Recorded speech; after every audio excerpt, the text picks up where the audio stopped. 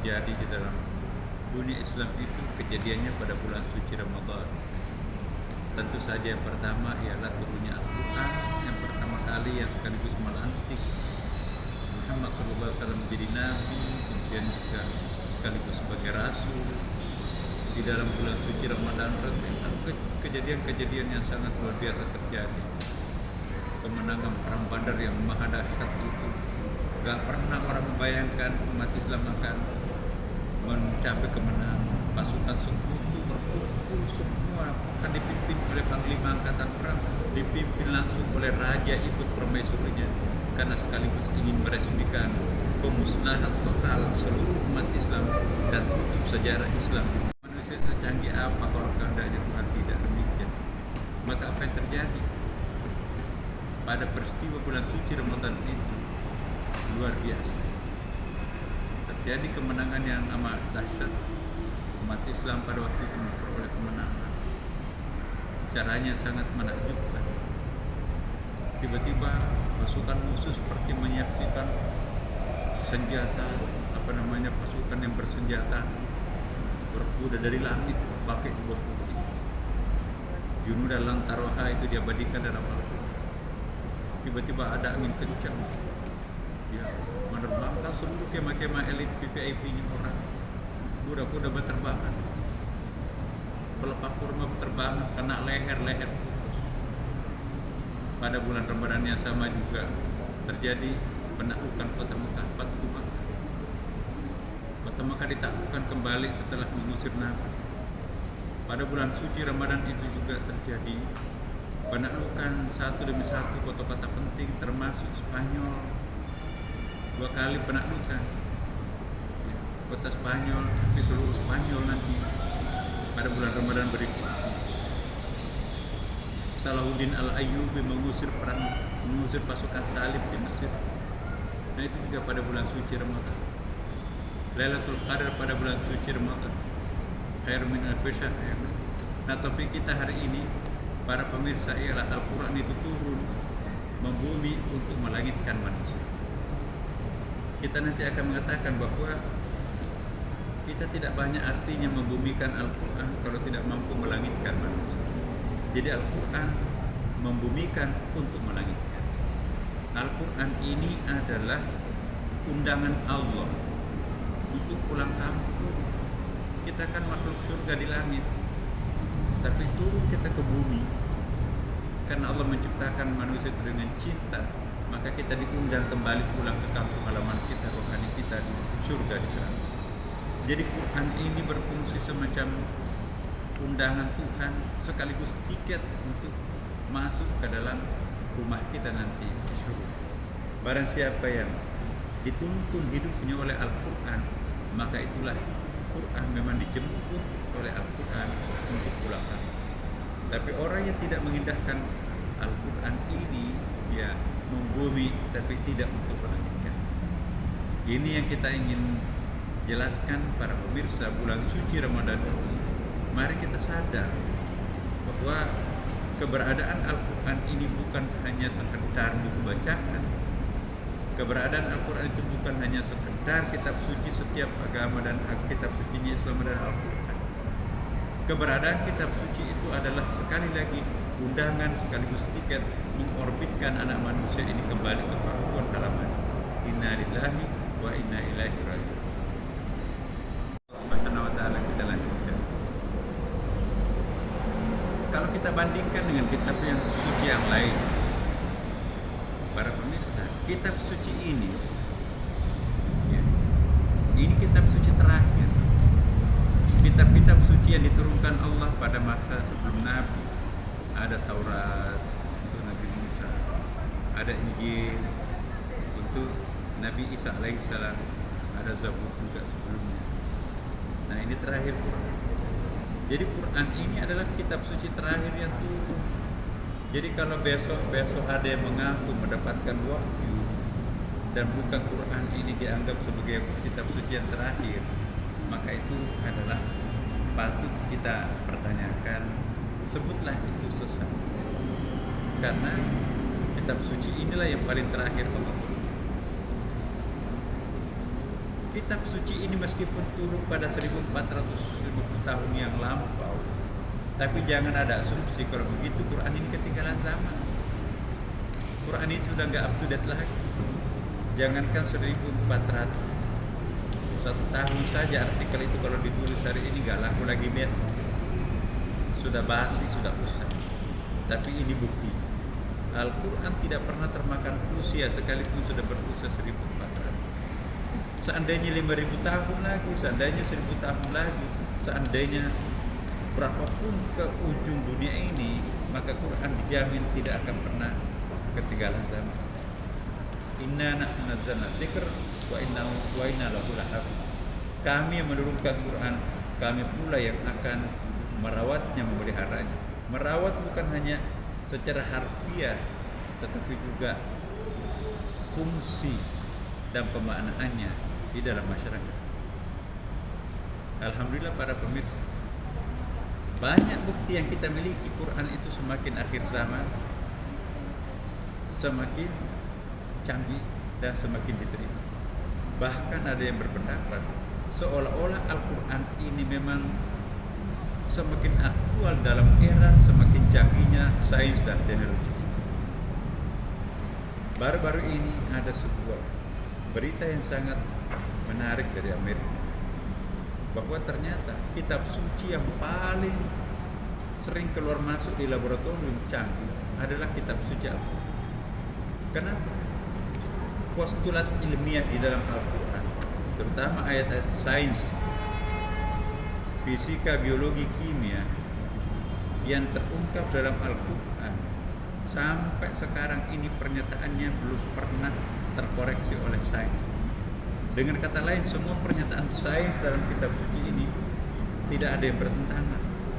Inilah yang disimpulkan oleh Profesor Dr. Maurice Bucaille, seorang saintis ahli biologi dari Prancis, Paris University, dulu namanya Sorbonne University. Hampir diterjemahkan ke dalam seluruh bahasa dunia. Jadi dia mau mengambil ayat-ayat yang penting, ayat sains dalam Quran, kemudian dia diperkenalkan kepada masyarakat. Inilah buktinya bahwa Quran turun 14 abad yang lampau, tapi sampai sekarang ini belum pernah terkoreksi. Bahkan prediksi-prediksi Quran 1400 tahun yang lampau terbukti kebenarannya dalam era computerizing sekarang. Kita patut berbangga punya Al-Quran. Kita patut bersyukur dengan kehadiran Al-Quran, karena Quran ini bukan hanya menjadi petunjuk pada waktu turunnya pertama kali di padang Gersan Saudi Arabia itu, tapi juga menjadi petunjuk yang sangat strategis untuk bagi bangsa Indonesia yang penduduknya ya berpulau-pulau ini yang sangat heterogen. Ada yang menggambarkan bahwa Quran itu terlalu cepat modern, terlalu cepat turun pada masanya. Dia melampaui usianya. Tapi ini juga kita tidak bisa mengatakan demikian, karena orang Arab pada waktu turunnya Quran juga menganggap kitab ini sangat mumpuni, sangat aktual pada saat itu. Bagaimana mungkin satu redaksi yang tidak pernah berubah tapi kompatibel segala zaman? Itulah buktinya bahwa kitab suci ini memang bukan kitab sembarangan. Ini adalah kitab suci Allah. Para pemirsa, fenomenal itu, misalnya Ida Fisikor, itu belum mampu menyaingi oplah penjualan Al-Quran. Itu bukan hanya terjadi di Amerika, tapi juga di Eropa. Subhanallah. Karena itu, para pemirsa bulan suci Ramadan ini, saya ingin menekankan begini: kita jangan hanya menghafal Al-Quran, kita hanya jangan tadarusan Quran, mengejar target, pokoknya 3 kali, 4 kali, 5 kali khatam setiap bulan Ramadan. Tapi tidak ada satu ayat pun yang singgah dalam hatinya, dalam pikirannya, dalam benak.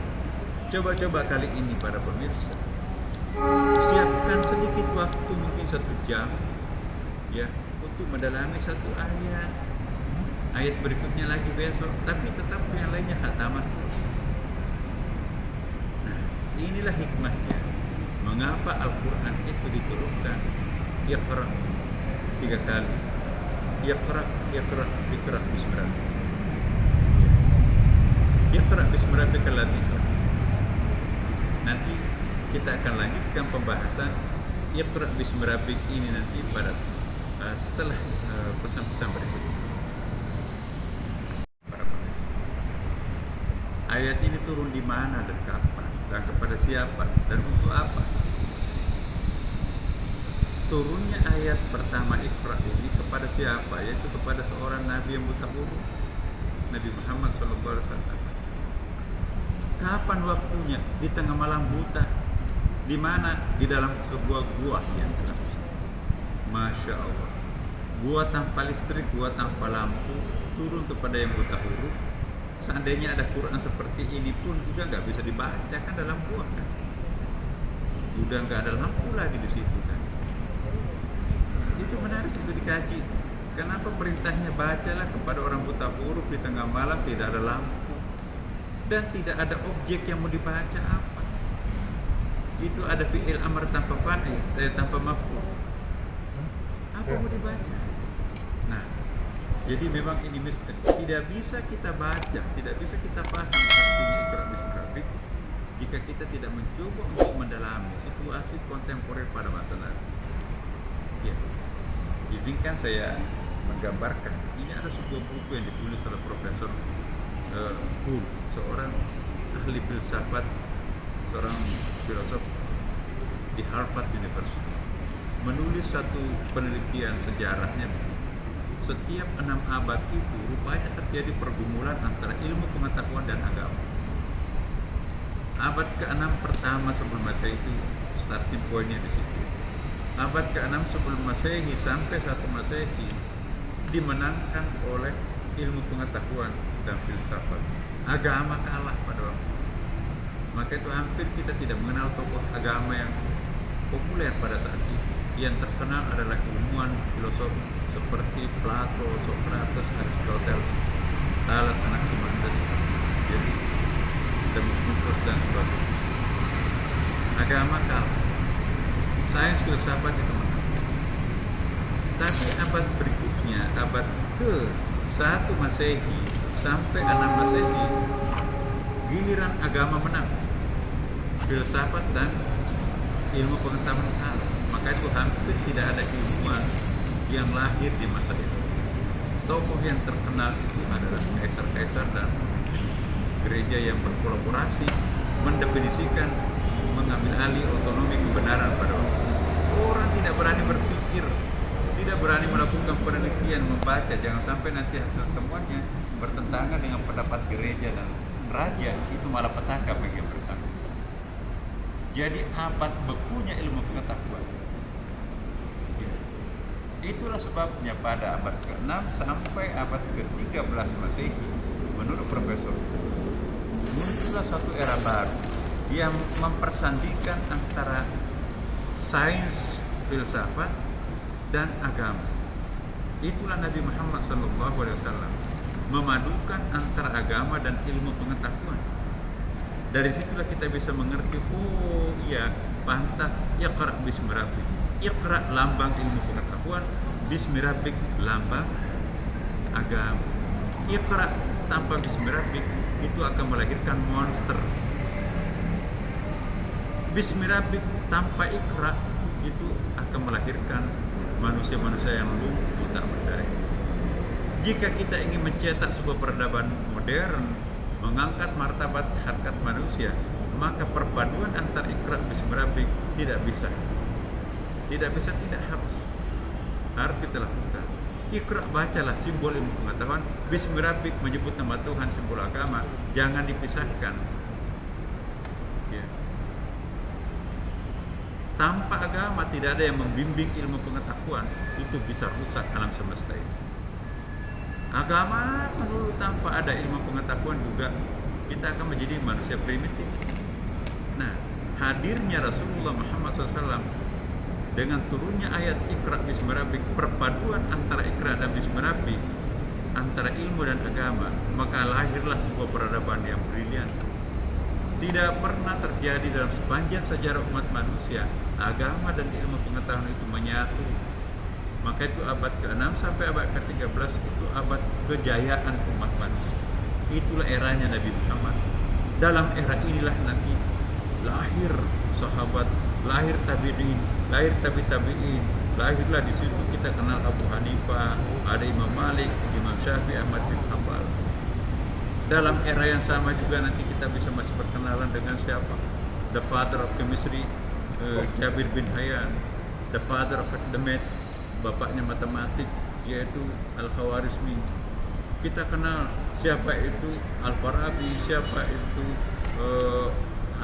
Ibnu Arabi, siapa itu Imam Al-Ghazali, siapa itu Ibnu Rushd, ya, Al-Kindi dan seterusnya. Ada 12 tokoh ilmuwan terkemuka pada waktu itu, ada yang mengatakan sampai 27 ya. Itu kalau ada Nobel pada waktu itu, semua pemenang hadiah Nobel. Tetapi sayang sekali dunia Islam pada waktu itu tidak bersabar, tidak terlalu lama menjadi generasi penikmat. Seperti kata Ibnu Khaldun kan, ada generasi perintis, ada generasi pembangun, ada generasi penikmat, dan ada generasi penghancur. Jadi tidak sabaran menjadi generasi penikmat, akhirnya terjadi berikutnya generasi penghancur. Maka kita mulai dari nol lagi, pembangunan lagi, penikmat lagi, dan ada penghancurnya. Siklus sejarahnya seperti itu. Karena itu saya ingin mengingatkan pada kita semuanya, para pemirsa, cara berpikir yang dituntut dan ditantangkan kita oleh Al-Quran, Iqra bismi rabbika itu jangan pernah memisahkan antara ilmu pengetahuan dan agama. Jangan hanya beragama tapi tanpa isi ilmu pengetahuan. Jangan mencari ilmu tanpa agama, itu nanti generasinya itu akan pendek. Karena itu saya ingin mengingatkan kepada kita semuanya, bulan suci Ramadan ini lakukanlah bulan tadarus, bulan studi Islam, bulan untuk diskusi, bulan untuk saling berdialog kedalaman Al-Quran. Mungkin bulan suci Ramadan ini adalah satu waktu yang sangat bagus untuk menempah kecerdasan intelektual kita tentang Islam, kecerdasan emosional kita latih, kecerdasan spiritual kita itu kita lakukan di tengah malam.